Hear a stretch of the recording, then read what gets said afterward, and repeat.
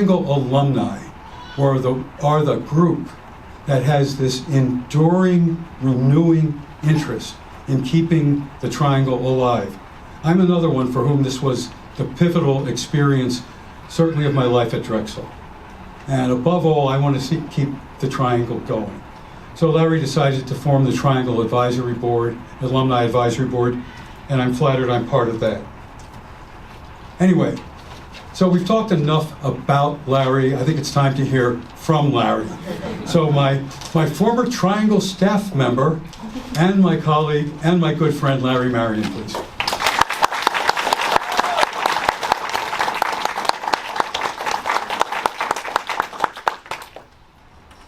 Someone took my speech.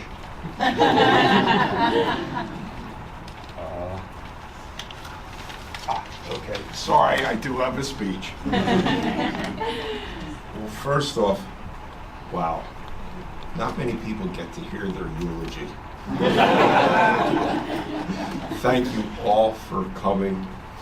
Certainly thank David, Scott, Sophia, Rich for those kind comments.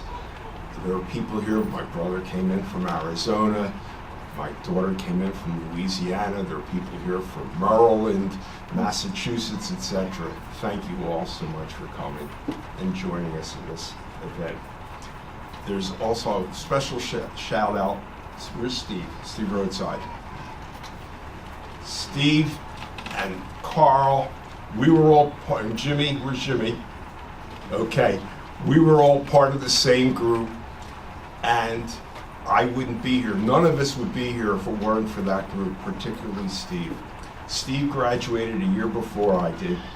When I graduated, I had no money, student loans, no income coming in. Does this sound familiar? Steve got me a job, and with that job, I was able to pay to get to Northwestern. And after getting my journalism degree, 45 years in publishing, that's why we got here. So, thank you, Steve.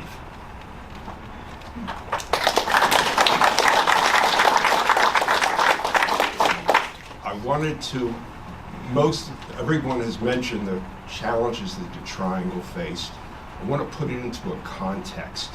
There's been some research done by a Penn State grad that I've introduced. This is my best friend Steve here, that did a huge research project on college newspapers. They're all suffering, they're all struggling for some of the same reasons the commercial publications. One example that was particularly scary to me, Boston University's school paper went from $60,000 a year in revenue to $5,000. And that was like in 4 years. The collapse in student publishing revenues has just been incredible. So as you've heard, we created the Alumni Advisory Board to do more than just find a revenue source. We're the institutional memory, how things got done. You heard mention of Mike Avina, who's not here, he's the guy getting married. Mike built a lot of the Triangle infrastructure when he was here. He's an IT pro. Having this current staff be able to talk to Mike is invaluable. That kind of institutional memory is so important. And it was, in doing the research, talking to the guy who wrote that research report, it struck me, so many of the college papers have alumni boards, alumni associations. The best local example is the DP, the Daily Pennsylvanian. They have more than $3 million in assets. They bought a building for the DP. And when I read about them, Steve's at NYU, and the NYU paper has alumni that are involved, that are heavily involved. We had nobody. So that's why the Triangle Alumni Advisory Board was formed. We have some catching up to do as alums. The Triangle is going to celebrate its 100th anniversary next year. And we're planning some big things then. So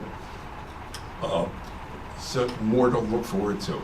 The other thing I'd like to ask as part of alumni, we're always looking for more board members, more board support, And again, this is not a money pitch, though of course that will happen.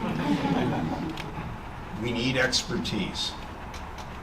We've got some IT expertise, but social media expertise, marketing expertise, developing more members, finding more Triangle alums. Please talk to me, talk to Rich about how you could help as alums. We have a lot more to do. And with that, again, thank you all for coming and helping celebrate. And Nick, you're going to wrap things up.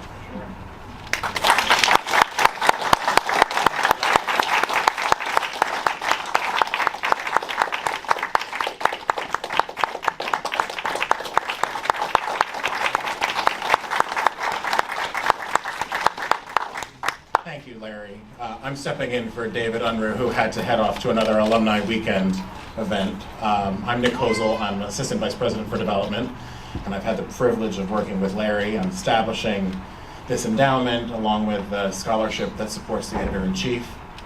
And I'm just honored to be able to be here today to mark this publicly with you.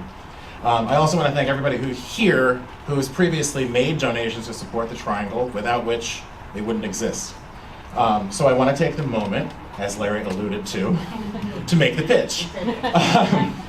There are QR codes on the tables throughout here if you want to make a contribution in support of the Triangle Endowment. It is the vital, necessary funding that will ensure we have student journalism at Drexel forever. If you don't want to make a gift today via credit card and you want to talk about maybe a larger commitment or funding it in a different way, I'm here walking around and happy to have a conversation. While you all are here to continue enjoy the reception, you may also go downstairs if you want and see the installed plaque and Larry Marion newsroom. There are students from the Triangle here who are happy myself and Sarah over there on that side. There you go. Who will happily escort you downstairs. So. Okay, and Larry has one more thing to say. Speaking of donating, Triangle staff with the t-shirts, with the crew necks. Oh. Okay. Yeah. Can we get a spin, Daniel? There's several staff are walking around with crew necks. An alumni gift. Any alum who contributes more than $500 gets a crew neck.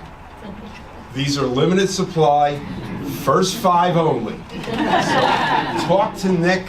And one other detail for all the retirees, he's used to dealing with RMDs, QCDs, DAFs, you name it, he can handle it. Acronym central. Yes, and if you're not retired, none of that matters.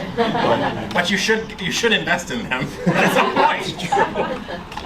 Okay. Yeah. Thanks, Larry. Thanks everybody for being here. Feel free to continue enjoying the reception. If you want to head downstairs, you can find the students.